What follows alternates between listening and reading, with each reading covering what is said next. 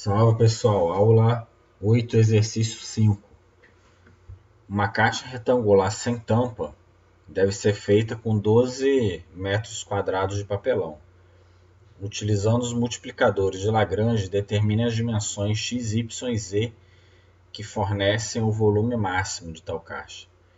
Então, um problema de otimização, né? Provavelmente o mecanismo mais fácil seria usar a derivada parcial, mas o problema pede aí para usar multiplicadores de Lagrange. A gente vai ver como é que é. O primeiro passo é modelar o problema.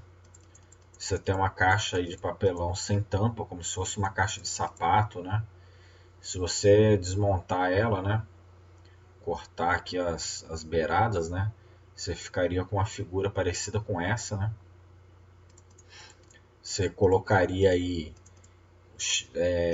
letras aí para descrever largura, comprimento e, e altura dela, né? E aí a área total seria a área desse retângulo azul, né, que está aqui, que é base vezes altura. A base é x, a altura dele é y, né, esse retângulo. E eu teria outros 4 retângulos, né, de 2 a 2 aqui, né. Eu tenho esse retângulo aí com base x e altura z, né. E eu tenho mais 2 retângulos desses menores aqui no desenho, que seria YZ. Somado tudo tem que dar 12 metros quadrados. Então essa daí é a chamada restrição, né, do problema. Eu quero otimizar o volume com essa restrição aqui. Para achar a função de restrição, que a gente vai chamar aqui de z, é só pegar isso daqui e jogar o 12 para o lado esquerdo, né? E aí você tem a sua função de restrição. Então a função de restrição você só jogar o que tem aqui no segundo membro, ela tem que estar igualada a zero aqui, né? Aí você montou aí sua função de restrição. A função que eu quero otimizar é o volume de um paralelepípedo, né? Que é essa caixa, XYZ é o produto das dimensões, né? Ou área da base vezes altura também. Aí agora, para aplicar Lagrange, eu preciso calcular o gradiente de f e de g. Eu preciso calcular o gradiente das duas. Gradiente de f, né? Faz a derivada parcial em x, em y e z. E encaixa, né, no IJK. Então a derivada parcial em x de f fica yz. A derivada de f aqui, né, derivando em y, vai ficar xz. E em z fica xy. Então eu calculei o gradiente de f. Agora eu calculo o gradiente de g, da função de restrição. Mesmo esquema, faço a derivada parcial em x, coloco junto do i. Derivada parcial em y, coloco junto do j. Derivada parcial em z, coloco junto do k. Não tem muito segredo ali, né? Vou deixar aí para vocês verificarem as derivadas parciais, né? E aí você tem o Lagrange. Lagrange ela fala que esses vetores aí, eles têm que ser proporcionais.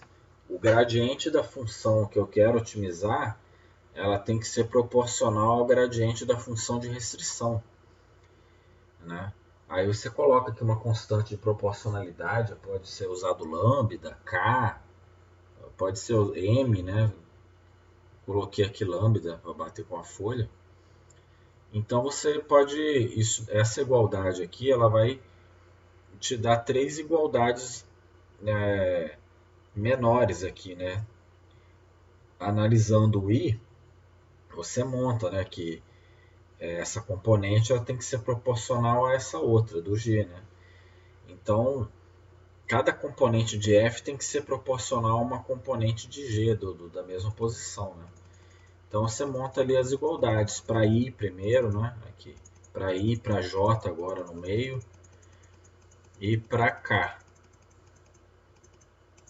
Então você pega aqui, você vai montar a proporcionalidade aqui, né? Você vai ter 3 equações. E a outra coisa eu respeito essa condição inicial, né? O G aqui ele teria que ser 0, né? Justamente para poder respeitar essa condição aqui, que a caixa ela tem que ter 12 metros quadrados de papelão. Então o G aqui, a outra condição é sempre aqui o G ser 0. Então você simplesmente pega essa função G aqui e iguala ela a 0. Iguala ela a 0. Repara que isso daqui, né, seria equivalente a essa primeira equação aqui mesmo, que eu deduzi, né? Se jogar o 12 para o lado direito, ele vai para lá positivo e obtém exatamente a equação original. Você já poderia também, inclusive, usar ela direto. Aí você ficou com um problema de resolver esse sistema aí. É um sistema muito trabalhoso para resolver, né? Ele tem, no caso aqui, 4 incógnitas, que é x, y, z e no caso lambda, né? E tem 4 equações. 4 equações, 4 incógnitas. Então bate direitinho, dá para resolver, né? Eu não vou resolver aqui, né? A resolução aqui ela demoraria bastante. E para o vídeo aqui eu acho inútil, né? Fazer esse algebrismo todo. Mas eu vou mostrar aqui no Wolfram. Eu coloquei aqui no Wolfram. Ó. Você pode colocar aqui as equações. Ó. No lugar do lambda eu coloquei W, por exemplo, para poder não ter problema, né? O lambda aqui o Wolfram teria dificuldade de identificar, talvez, né? Então você coloca aqui, né? Coloca as 4 equações separadas por vírgula e aí você vai ter a solução aqui embaixo. O lambda, no caso, me dá 2 opções de solução, no caso de baixo aqui que seria correta, porque valores negativos não tem sentido no meu problema, porque ele é geométrico, né? Não tem sentido a medida da caixa ela ser negativa, então essa solução aqui se descartaria, ficaria com essa solução aqui que é a positiva, o lambda daria 1/2, né? x2, y2 e z igual a 1. Quem quiser verificar pode tentar e verificar, né?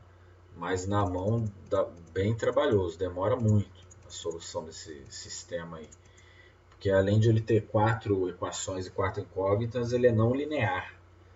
Né? Então ele é bem trabalhoso. Né? Então tá aí.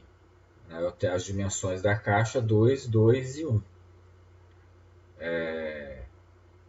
O volume que ela teria, né? O problema não pediu, mas seria fácil. Seria só multiplicar aqui, ó. Isso aqui é o volume, ó, x, y, z. Multiplicaria 2 vezes 2 vezes 1 daria 4 metros cúbicos. Então, o maior volume possível de uma caixa de 12 metros quadrados, né, seria 4 metros cúbicos. Então é isso daí.